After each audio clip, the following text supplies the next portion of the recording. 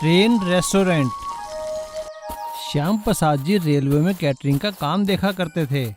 वो रेल के अंदर खाने पीने की पूरी व्यवस्था की निगरानी किया करते थे और काफ़ी अच्छा खाना भी बनाया करते थे। उनके बनाए खाने की सभी यात्री प्रशंसा किया करते थे। अरे भाई वेटर सुनना जरा। अजी साहब बोलिए। अरे भैया कौन से कैटरर हैं तुम्हारे रेलवे में? इतना स्वादिष्ट खाना तो हमने इतने सालों से कभी नहीं खाया। लगता है साहब आप इस ट्रेन में पहली बार जा रहे हैं। हमारी इस ट्रेन में तो श्याम प्रसाद जी काफ़ी समय से काम करते हैं और इस ट्रेन में तो लोग आते ही खाना खाने हैं। हाँ भाई सही कह रहे हो, मान गए। अब भाई हमें मिलवाओ जरा श्याम प्रसाद जी से।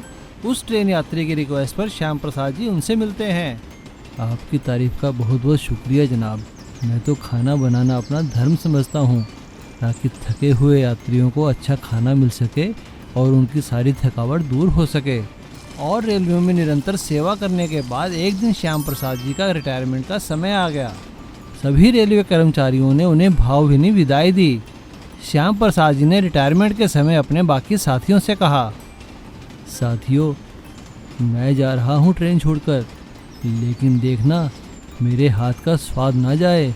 सभी यात्रियों को ऐसे ही अच्छा खाना खिलाते रहना। जी श्याम जी। घर आने के बाद श्याम प्रसाद जी का दिल नहीं लगा और घर वालों ने श्याम प्रसाद जी को एक रेस्टोरेंट खोलने की सलाह दी।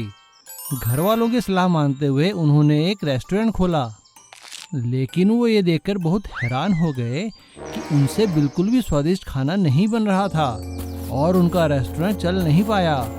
वो मायूस होकर घर आकर बैठ गए। तभी एक दिन उनका दोस्त मनोहर लाल, जो उनके साथ कैटरिंग का काम किया करता था, उनके पास आया। अरे भाई श्याम क्या हो गया, क्यों ऐसे उदास बैठा है? सुना है तूने रेस्टोरेंट खोला था। क्या बताऊं मनोहर, खोला तो था लेकिन मुझसे खाना बना ही नहीं। श्याम प्रसाद की बात सुनकर मनोहर लाल बहुत जोर से हंसा। अरे भाई बनेगा भी कैसे, तुझे तो चलती ट्रेन में खाना बनाने की आदत है, रुके हुए रेस्टोरेंट में कैसे खाना बनाएगा? मनोहर लाल जी की आवाज़ श्याम प्रसाद का बड़ा बेटा विजय सुन लेता है और उसे एक आइडिया आता है।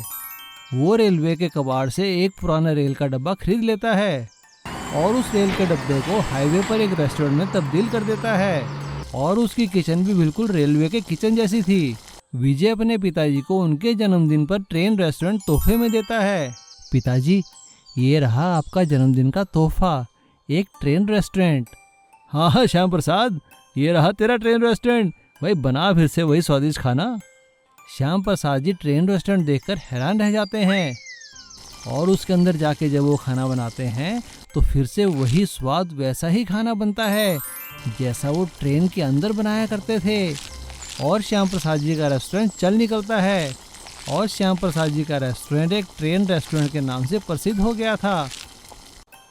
एक गांव में कल्लू नाम का एक आदमी अपनी बीवी और बच्चे के साथ रहता था। वो बहुत ही गरीब था।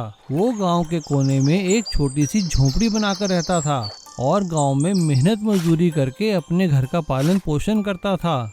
कल्लू की बीवी लता भी गांव में लोगों के घरों में काम करके पैसे कमाया करती थी ताकि अपने पति की मदद कर सके। इस तरह कल्लू का परिवार गरीबी में भी जितना हो सके अच्छे से जीवन जी रहा था। कल्लू दिल का बहुत ही अच्छा था। वो पेड़ पौधों और पर्यावरण से बहुत प्यार करता था। उसको जगह जगह प्लास्टिक की चीजें देखकर बहुत गुस्सा आता था और आते जाते हुए उसको जो भी प्लास्टिक की चीज मिलती वो उसे उठाकर अपने घर के पास इकट्ठा किया करता था ताकि प्लास्टिक यहाँ वहाँ ना फैले। एक दिन गांव में बहुत तेज तूफान आया और उस तूफान में कल्लू की झोपड़ी उड़ गई। तूफान खत्म होने के बाद कल्लू की बीवी ने कल्लू से कहा, अजी हम कहाँ जाएंगे, क्या करेंगे? हमारे पास तो झोपड़ी बनाने के पैसे तक नहीं है। अपनी बीवी की बात सुनकर थोड़ी देर के लिए तो कल्लू परेशान हो गया, लेकिन साथ ही पड़े प्लास्टिक के ढेर को देखकर उसे एक आइडिया आया और उसने अपनी पत्नी से कहा, तुम फिक्र क्यों करती हो, हमारे पास ये प्लास्टिक का ढेर है ना, हम अब इससे घर बनाएंगे। कल्लू की बीवी ने हैरान होकर कल्लू से कहा, अजी आप क्या कह रहे हो, प्लास्टिक का भी कोई घर बनता है क्या? हाँ, तुम देखना, मैं एक प्लास्टिक का घर बनाऊंगा, ऐसा घर जो कि किसी के पास भी नहीं होगा और वो मजबूत और टिकाऊ भी होगा। अब कल्लू प्लास्टिक की चीजों से घर बनाने का काम शुरू कर देता है। वो प्लास्टिक की बोतलों में मिट्टी भरता है और प्लास्टिक के खाली डिब्बों में भी मिट्टी भरता है, जिनसे वो ईंट की तरह घर की चुनाई करने लगता है। देखते ही देखते पास पड़ा प्लास्टिक का ढेर कम होता जाता है और कल्लू का मकान बनता जाता है। अब प्लास्टिक की मदद से कल्लू एक बहुत ही बड़ा मकान बना लेता है। जब इस बात की खबर गांव के सरपंच और बाकी लोगों को लगती है तो सभी लोग कल्लू का प्लास्टिक का घर देखने आने लगते हैं। गांव का सरपंच कल्लू से कहता है, भाई वाह कल्लू, दिमाग और सूझबूझ हो तो तुम्हारी तरह। तुमने तो भाई डबल काम कर दिया। एक तो प्लास्टिक के कचरे को इकट्ठा किया और उसका इस्तेमाल करके इतना अच्छा घर बनाया। मैं तुम्हारे लिए सरकार से इनाम की घोषणा करवाऊंगा। इस तरह गांव का सरपंच कल्लू का नाम इनाम के लिए आगे भेजता है और एक बड़े सरकारी अफसर कल्लू के मकान का निरीक्षण करते हैं और वो कल्लू को इनाम भी देते हैं। और अब कल्लू सरकार की तरफ से गांव-गांव जाकर लोगों को प्लास्टिक का कम इस्तेमाल और प्लास्टिक के कचरे का कैसे इस्तेमाल करना है सिखाने लगता है। और अब उसके दिन फिर जाते हैं, क्योंकि अब सरकार की ओर से उसे इस काम के लिए अच्छे पैसे जो मिलने लगे थे। इसीलिए कहते हैं ना, एक अच्छी सोच आपकी जिंदगी बदल सकती है। भूमिगत सोने की साइकिल। बहुत समय पहले की बात है। एक गांव में हीरालाल नाम का एक सेठ रहता था। वो बहुत ही रईस था। उसके पास धन दौलत जमीन जायदाद किसी चीज की कोई कमी नहीं थी, लेकिन फिर भी उसे किसी चीज का घमंड नहीं था। हीरालाल दिल का बहुत ही अच्छा और नेक इंसान था। वो हमेशा गांव की भलाई के लिए काम किया करता था।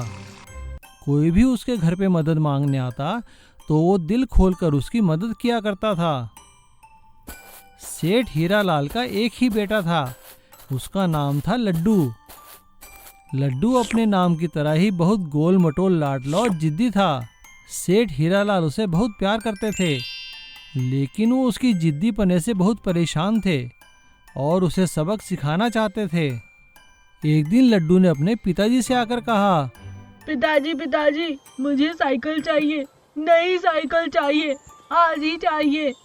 अपने बेटे की बात सुनकर सेठ हीरालाल ने कहा, अरे हाँ बेटा, मैं तेरे लिए साइकिल ले आऊँगा। साइकिल लाने का वादा करके हीरालाल ने काफ़ी दिन बिता दिए, लेकिन अब लड्डू बहुत ही जिद करने लगा।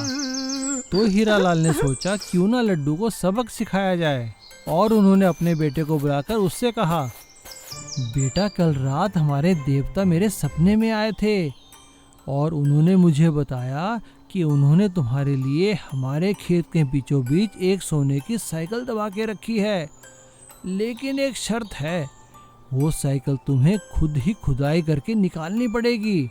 अब देख लो, सोने की साइकिल चाहिए तो। और लड्डू अगले ही दिन से अपने खेत के बीचों बीच खुदाई करने लग गया। लड्डू को खुदाई करते करते काफ़ी दिन बीत गए, लेकिन उसे साइकिल अभी भी नहीं मिली। जब भी वो शाम को आकर अपने पिता से पूछता तो हीरालाल उसे ये कहकर टाल देते कि बेटा थोड़ी सी और खुदाई करो। ऐसे ही खुदाई करते करते लड्डू को मेहनत करने की आदत हो गई और अब वो बिना बताए ही खेत में खुदाई करने चला जाता था। एक दिन लगातार खुदाई करते हुए उसी खेत में अचानक पानी निकल आया। ये देखकर लड्डू बहुत खुश हुआ, क्योंकि पूरा खड्डा खोदने में मेहनत तो उसने की थी और पानी निकलता देखकर उसे बहुत अच्छा लगा।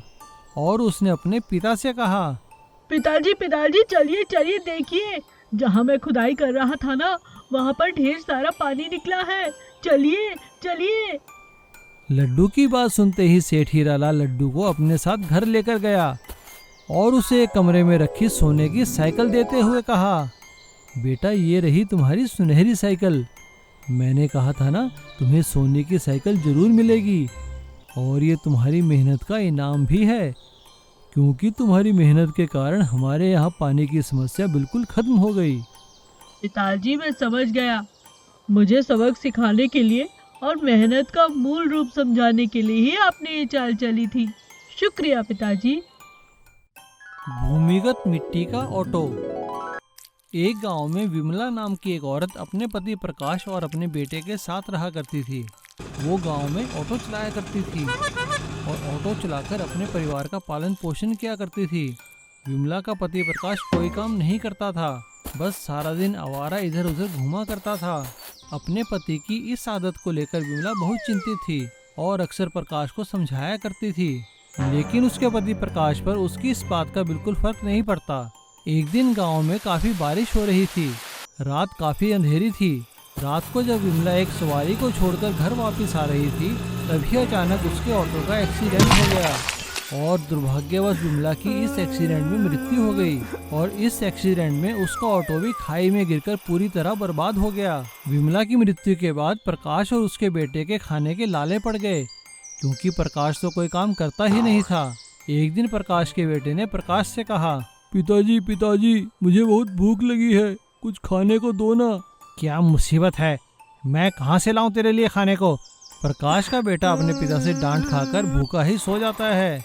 लेकिन उस रात जब प्रकाश सो रहा था, तभी विमला की आत्मा आकर उससे कहती है, देखो, मेरे बेटे के साथ इस तरह का व्यवहार बिल्कुल मत करना। अगर तुमने दोबारा ऐसा कुछ किया तो मैं तुम्हें छोड़ने वाली नहीं। देख विमला, मुझे यूं डराने का कोई फायदा नहीं होगा। तू ही बता मैं क्या करूं। ऑटो भी तो तूने पूरा बर्बाद कर दिया, वरना मैं ऑटो चलाकर 2 पैसे कमा लेता। प्रकाश की बात सुनकर विमला कहती है, मैं जानती थी मेरे जाने के बाद भी तुम्हारा यही हाल रहेगा। अभी आंगन में जाओ, वहाँ खुदाई करो, वहाँ तुम्हें एक ऑटो दिखाई देगा। है तो वो मिट्टी का, मगर दिन में तुम्हारे लिए एकदम असली ऑटो की तरह काम करेगा। मगर याद रखना, शाम होते ही उसे वहीं लाकर रख देना और वो दोबारा मिट्टी हो जाएगा। मेरी बात का हमेशा ख्याल रखना। इस तरह मेहनत करोगे तो घर फिर से ठीक चलेगा। और ऐसा कहकर विमला की आत्मा वहां से गायब हो जाती है। प्रकाश सुबह उठते ही जहां विमला ने बताया था वहां खुदाई करता है और उसे वाकई में वहां एक मिट्टी का ऑटो मिलता है। प्रकाश जैसे ही उस मिट्टी के ऑटो को बाहर निकालता है, वो एक असली ऑटो में तब्दील हो जाता है। ये देखकर प्रकाश बहुत खुश होता है। पूरा दिन ऑटो चलाने के बाद प्रकाश की काफी अच्छी कमाई हो जाती है। आते हुए अपने बेटे के लिए, जैसा उसने विमला से वादा किया था, खाने के लिए अच्छी अच्छी चीजें लेकर आता है और अंधेरा होने से पहले ही उस ऑटो को वापस मिट्टी में दबा देता है और अगले दिन सुबह फिर से ऑटो को निकाल लेता है। अब प्रकाश का ऑटो का काम सही चल रहा था और एक दिन जब गांव में मेला था, तो अधिक पैसे कमाने के लिए वो अंधेरा होने के बाद भी ऑटो चलाने लगता है। और अंधेरा होने के बाद जैसे ही वो सवारी छोड़कर वापस आ रहा था, ऑटो एकदम से मिट्टी के ऑटो में तब्दील हो जाता है और टूटकर सड़क पर बिखर जाता है। तब उसे अपनी पत्नी विमला की बात याद आती है और अपनी गलती पर पछतावा होता है। प्रकाश को सबक मिल चुका था और उसे अपनी गलती का एहसास हो गया था। अब प्रकाश दिन रात मेहनत करने लगा और पहले किराए का ऑटो चलाने लगा और फिर धीरे धीरे उसने अपना खुद का ऑटो खरीद लिया। इस तरह भूमिगत मिट्टी के ऑटो ने प्रकाश को एक सबक सिखा दिया कि मेहनत करने से ही जीवन सफल होता है।